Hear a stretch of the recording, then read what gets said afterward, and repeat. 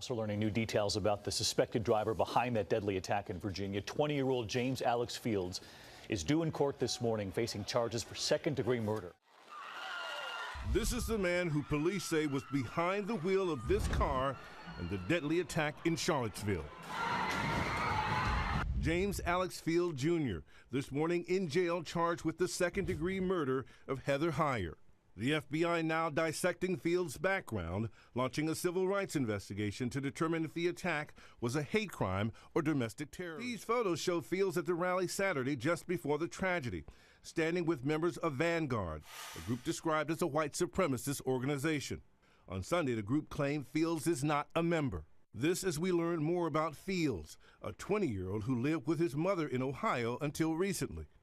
According to the Pentagon, Fields attempted to join the military in August of 2015, but lasted only 4 months after failing to meet training standards. Some associates are now painting a disturbing picture. I hate to say it, I wasn't that surprised. One of his high school teachers says he idolized dictator and mass murderer Adolf Hitler. He felt that, whites were superior. The blood is on Wes Bellamy's hands.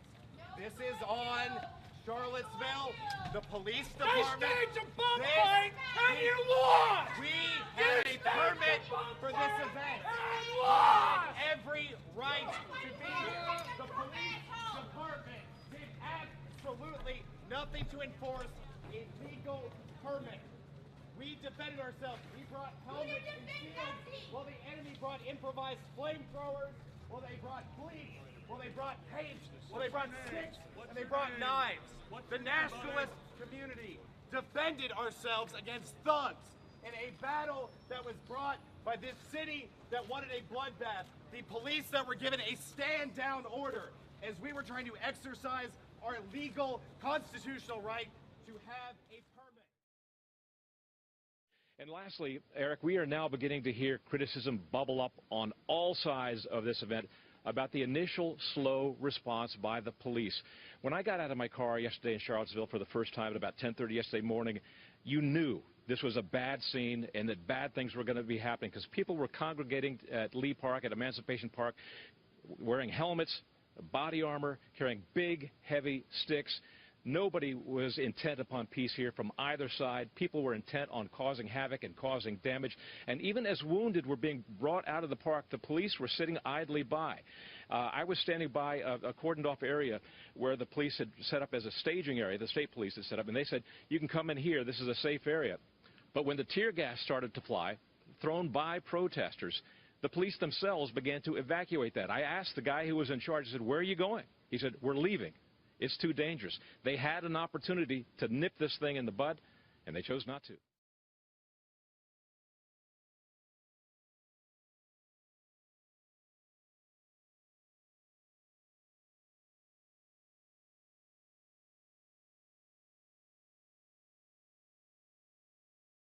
He did this back in March of 2016 with respect to David Duke.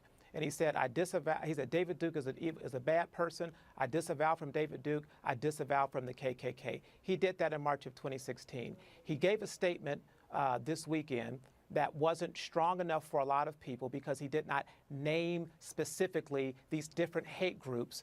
Was just it strong like enough President. For you? Yes. Yeah, it was strong. Yes, it was strong enough for me because he came. Interrupt you. Is that I'm surprised that all of a sudden we want the President of the United States to be our bishop, our priest, our pastor. If you go back to past presidents, Bill Clinton, Richard Nixon for many instances, or even if you go back to JFK, there have been huge examples of moral failure. So the President of the United States has never been someone that we look to be our moral leader. If you want a perfect person, if you want somebody who was beyond fault and repute, you can't elect Jesus Christ because he's the only one that was perfect. This is a political leader. I'm sorry to the other guests. I just have to say something about this. We have a president of the United States right now who started his political career by attacking the first African-American president with a racist birtherist attack, which he continued for 5 years. He started his political campaign by attacking Mexicans, and he started his ascendancy in the political campaign by attacking Muslims. He has a history of racism, and he's failed to repudiate this. This is unlike President Obama. I'm offended that you continue to go there, Paris, but the reality is that President Trump has not done enough, and I'm ashamed that you, as an African-American, Paris, will not say that. Well, Keith, I don't need you to try to pull my black card. I am well aware of my blackness and don't need you to try to classify me as being one. I understand what racism is. Keith, don't go there. Do not go there. I know what it means to be a black man in this country. I know, and I experience racism on a regular basis by being a Trump supporter and by being a proud American who happens to be a Republican. I get so that's the racism you experience by being a Trump I get supporter? racist comments about my family, about my mother, about my girlfriend, about my character, every single day from mostly coming from black people, Keith. If you really want to get down to it, my family's from Georgia. Keith, let me finish. Guys. My family's from Georgia. We have members of our family that went missing because of the KKK taking them up. So don't come to me and tell me about what it means to be a black person in this country. I fought every day in the George W. Bush White House. Yes, Keith, let me finish. Calm down.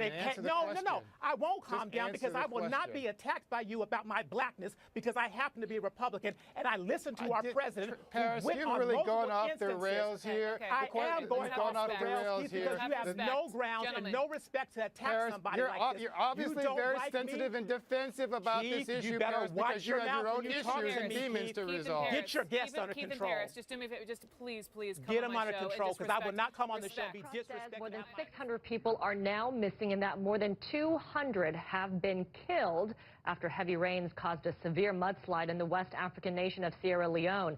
Witnesses say victims were sleeping early Monday when a hillside collapsed near Freetown. Aid agencies are evacuating people nearby. Just look at those rushing waters. Tom Sater is following this disaster from the CNN Weather Center. Yes, Fambulem, on a good morning. This na the tea way just happen at Kamama one side where they call Jack Kingdom.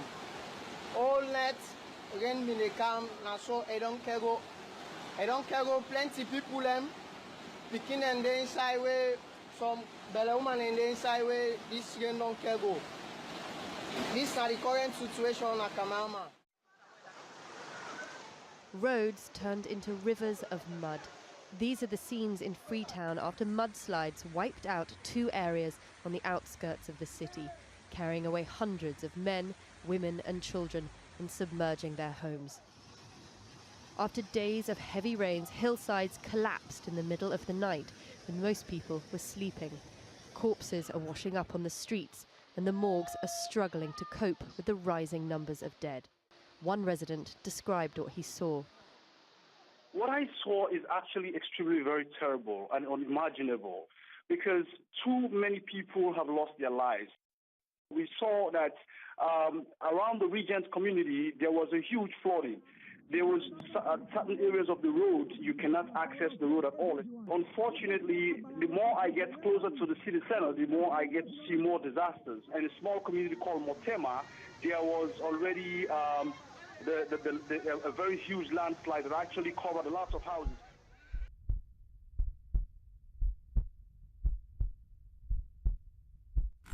Racism is evil, and those who cause violence in its name are criminals and thugs, including the KKK, neo-Nazis, white supremacists, and other hate groups that are repugnant to everything we hold dear as Americans.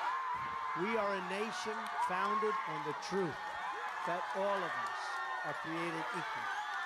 We are equal in the eyes of our Creator. We are equal under the law, and we are equal under our Constitution. How you doing, man? Proud here, man. Welcome these brothers. Yes, sir. With all these brothers. Oh, my God. This is a movement. This is historic. Awesome, you man. know what? And the news ain't even here.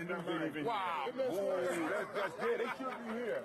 Some of our young boys, we want to congratulate them and let them know that we love them, we support them, and whatever they may need, there's no hesitation on coming in and letting us know what they need and how we can help them. It's all about each one teach one, and this is just an opportunity of the community, of the city, of neighbors, of people in general, coming together and putting our arms around our brothers and loving them. They're coming down. Most of them are young. We are here for them. That's why we came today. We came for the fellas. All right? Amen. Brothers keeper? Yeah. Amen. Brothers keeper. Amen. All right, great start for our young men of color. These are middle school students from the city of Buffalo, East Side and West Side, and they'll be engaging in a 2-week program for men of color, boys of color, who will become great men of color.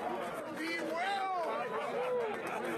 I thought it was great to see all these men from across the community now welcoming young men into school, letting them know that they care about them, that they want them to succeed. Just absolutely fantastic. Man, just the smiles on these young men's faces to be greeted so warmly, that's something to see, man. Wow, you never know the impact just a presence will make. So I'm happy I was a part of it, definitely. Hey, the word is yours, man. The word is yours.